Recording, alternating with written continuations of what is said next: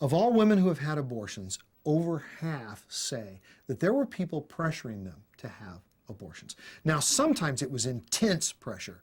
Other times it was more like, well, I think I'll get an abortion, and others were encouraging me to do it. But the very encouraging of doing it is itself kind of a pressure. Well, yeah, that's the obvious thing to do, and then your problems will go away. In some cases, there's intense pressure.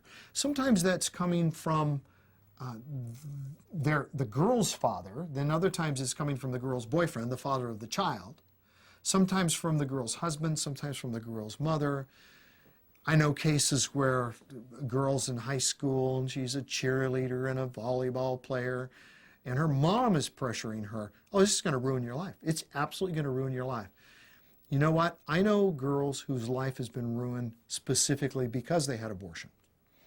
And I know other girls who have become very responsible, quality, wonderful people through the process of making this sacrifice, having this child, taking responsibility for their life choices, getting their GED, or coming back to school after taking a year off, or whatever. And years later, they have this child who they love with all of their hearts, and they have become more responsible, disciplined, giving, caring people themselves. And sometimes we think that it's this quick solution, so we think, oh, well, let's persuade our loved one into getting an abortion. No, and this is one of the sad things I think about schools. So often, school nurses are just, they're there to be a conduit to abortion clinics. They're there to, oh, here's what you need. And here's the phone number for this clinic. And instead of saying, you know what, why don't you have this child?